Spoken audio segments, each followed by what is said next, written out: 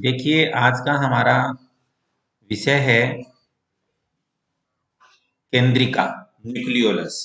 जैसा कि आप पिछली क्लास में केंद्रक या न्यूक्लियस के बारे में जान चुके हैं, उससे आगे बढ़ते हुए आज हम केंद्रक के अंदर ही एक विशेष संरचना है न्यूक्लियोलस, जिसे हम केंद्रिका कहते हैं, उसकी चर्चा करते हैं।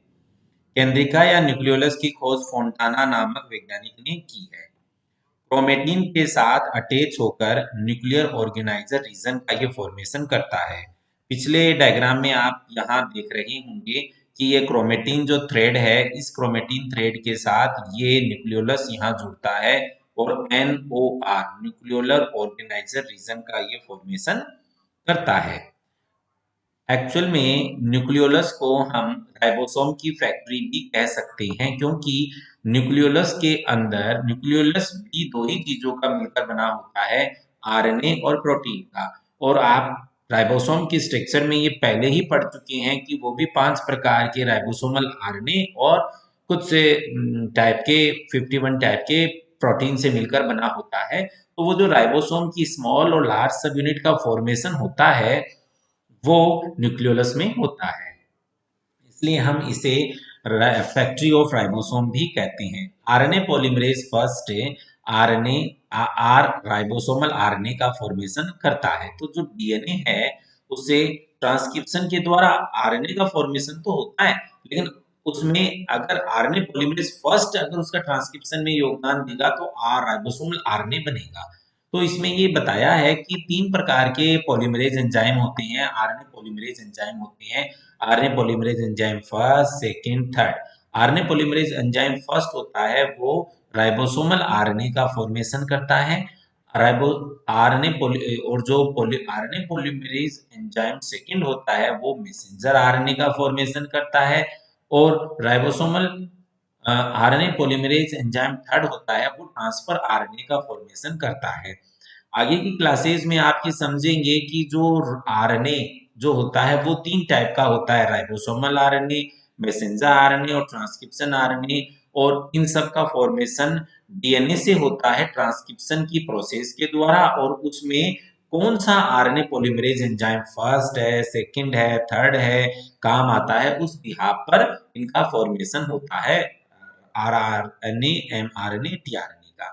केमिकल कंपोजिशन की बात करें अगर हम न्यूक्लियोलस या केंद्रिका की, तो आप जानते हैं कि 85% जो उसका पोर्शन है वो प्रोटीन से बना हुआ होता है।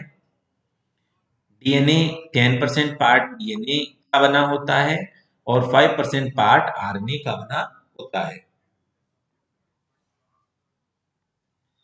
न्यूक्लियोलस की स्ट्रक्चर की अगर हम बात करें तो न्यूक्लियोलस की स्ट्रक्चर के 3 पार्ट होते हैं, फाइब्रिलर रीजन, ग्रेनुलर रीजन और एमोर्फस रीजन। तो देखिए जो फाइब्रिलर रीजन है वो डीएनए का और प्रोटीन तंतुओं से मिलकर बना होता है।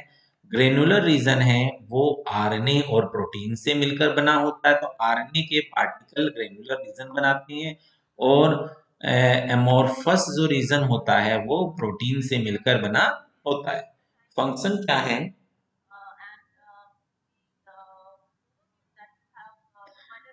राइबोसोमल आरएनए के निर्माण में पार्ट ये लेता है, इसीलिए हम इसको राइबोसोमल फैक्ट्री भी कहते हैं। नंबर ऑफ न्यूक्लियोलस की बात करें तो मनुष्य में 5 पेयर न्यूक्लियोलस पाया जाता है न्यूक्लियस में। अनियन में 4 पेयर न्यूक्लियोलस पाई जाती हैं। और जो फ्रॉग का ओसाइट होता है वहाँ 2000 न्यूक्लियोलस पाए जाते हैं न्यूक्लियस में। तो ये बात थी न्यूक्लियोलस की। अब हम बात करेंगे क्रोमेटिन धागों की, क्रोमेटिन तंतुओं की। तो देखिए ये जो थ्रेड लाइक स्ट्रक्चर होती हैं ये क्रोमेटिन कहलाती हैं। इनकी अब हम बात करते हैं। तो क्रोमेटिन का स्टेन हम जिम्सा स्टेन से क्रोमेटिन को स्टेन करते हैं। फ्लेमिंग ने क्रोमेटिन की खोज की थी। तो देखिए ये क्वेश्चन परीक्षाओं में अमूमन पूछा जाता है, who discover chromatin, chromatins was discovered by Fleming.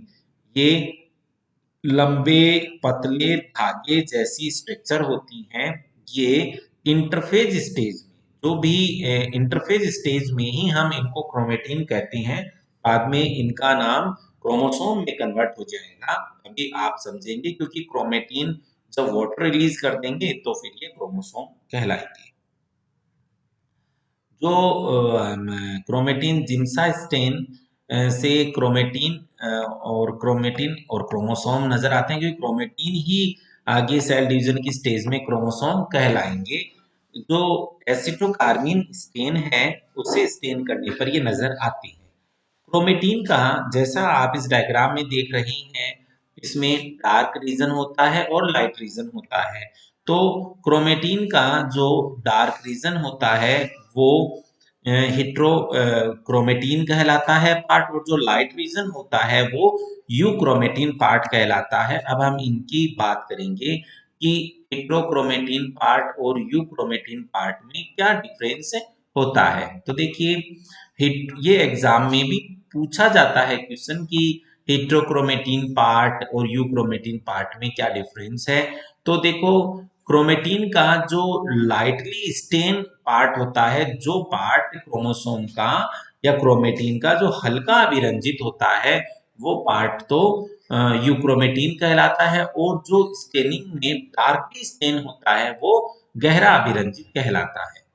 You chromatin, you का मतलब आप जानते हैं ट्रू होता है, वास्तविक। तो ये पार्ट क्रोमोसोम जेनेटिक रूप से एक्टिव रहने वाला पार्ट है, अनुवांशिक रूप से सक्रिय होता है। इस पार्ट में हिस्टोन प्रोटीन कम होता है। अर्ली जो एस फेज होती है उसमें ये सिंथेसिस होता है क्रोमेटिन का पार्ट। हेट्रोक्रोमेटिन कम सक्रिय पार्ट होता है, निष्क्रिय होता है। स्टोन प्रोटीन अधिक पाई जाती है, ये लेट एस फेज में फॉर्मेशन होता है, और हेट्रोक्रोमेटिन के बेस पे ही ये कॉन्स्टिट्यूटिव हेट्रोक्रोमेटिन और फैक्युलेटिव हेट्रोक्रोमेटिन में बटा होता है। ये जो फैक्युलेटिव हेट्रोक्रोमेटिन ही बार बॉडी का फॉर्मेशन करता है। आप जानते हैं कि फीमेल के अंदर जेनेटिक कॉम्बिनेशन की बात करें तो 44 XX उसका जेनेटिक कंपोजिशन होता है, और इस जेनेटिक कंपोजिशन में जो सेकंड क्रोमोसोम होता है, एक्स क्रोमोसोम है, उसे हम बार बॉडी कहते हैं। वो बार बॉडी इसलिए होती है क्योंकि वो हेट्रोक्रोमेटिन, फैक्युलेटिव हेट्रोक्रोमेटिन पार्ट होता है। इस बेस पे हम जेनेटिक बेस पे आइडेंटिफाई कर सकते हैं कि वो अनुवांशिक पदार्थ मेल का है या फीमेल का है। तो फीमेल में ही बार बॉडीज पाई जाती है। क्रोमेटिन की स्ट्रक्चर और फंक्शनल यूनिट होती है वो क्रोमेटिन वो न्यूक्लियोसोम होती है। तो देखो, क्रोमेटिन की structure functional unit chromosome nucleosome. तो कहने का मतलब है कि जो क्रोमेटिन धागे हैं वो न्यूक्लियोसोम से बने हुए होंगे, बहुत सारे न्यूक्लियोसोम जुड़ करके उनका फॉर्मेशन करते हैं। कितने न्यूक्लियोसोम? तो 200 बेस पेयर मिल करके ऑलमोस्ट हैं, वो क्रोमेटिन, एक क्रोमेटिन का फॉर्मेशन करते हैं। तो आखिर न्यूक्लियोसोम की स्ट्रक्चर कैसे होती है? परीक्षाओं में ये क्वेश्चन आता है, right A short note on nucleosome. तो हमें ये समझना है कि न्यूक्लियोसोम डीएनए और हिस्टोन प्रोटीन से मिलकर बना होता है। एक न्यूक्लियोसोम यूनिट के अंदर टू एक न्यूक्लियोसोम यूनिट में 200 बेस पेयर डीएनए होता है, जिसमें 146 बेस पेयर हिस्टोन ओक्टामर पर कोइल होता है 3/4 राउंड। यानी आप इस डायग्राम में देखिए, ये जो आपको स्ट्रक्चर नजर आ रही है इसे हम कोर प्रोटीन कहेंगे, और ये जो कोर प्रोटीन होगा ये हिस्टोन का बना हुआ होता है। तो पहले हम इसी की बात कर लेते हैं कि आप हाइलाइटर से इसको देख रहे हैं, ये हिस्टोन प्रोटीन का कोर है। ये हिस्टोन प्रोटीन की बनी होती हैं जो पॉजिटिवली चार्ज एल्केलाइन क्षारीय प्रोटीन होती हैं। इनमें लाइसिन और आर्जिनिन एमिनो एसिड की प्रधानता होती है। हमने कहा ओक्टामर, तो इसका मतलब ये हुआ कि ये जो कोर प्रोटीन है ये 8 हिस्टोन प्रोटीन से मिलकर बने होंगे।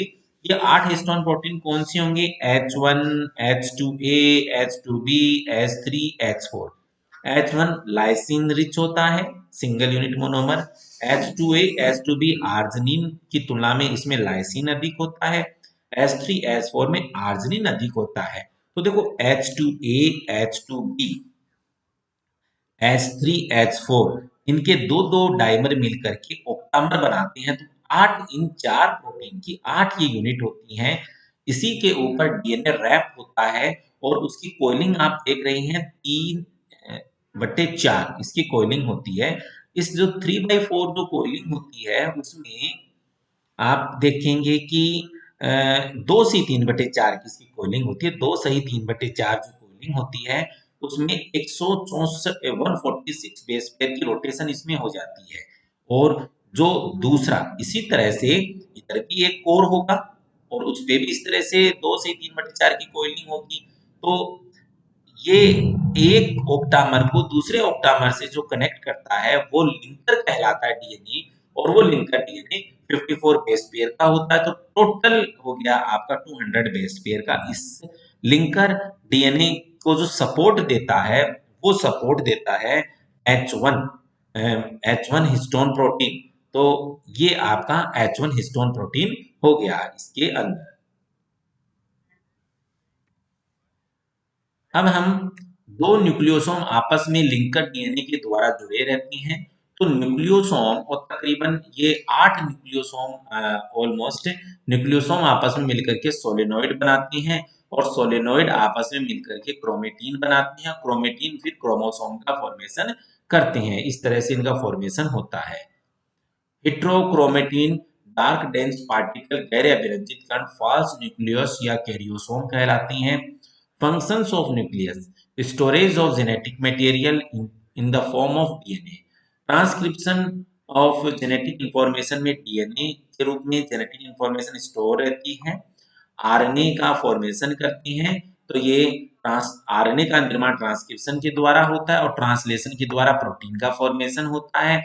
ये कंट्रोलर पार्ट होता है। मेटाबॉलिक एक्टिविटी और स्ट्रक्चरल फॉर्मेशन करता है प्रोटीन। तो इस तरह से जेनेटिक इंफॉर्मेशन का आगे की ओर कन्वे होता है और ये प्रोटीन फिर मेटाबॉलिक एक्टिविटी को भी कंट्रोल करते हैं। तो इस तरह से न्यूक्लियोसोम की स्ट्रक्चर होती है।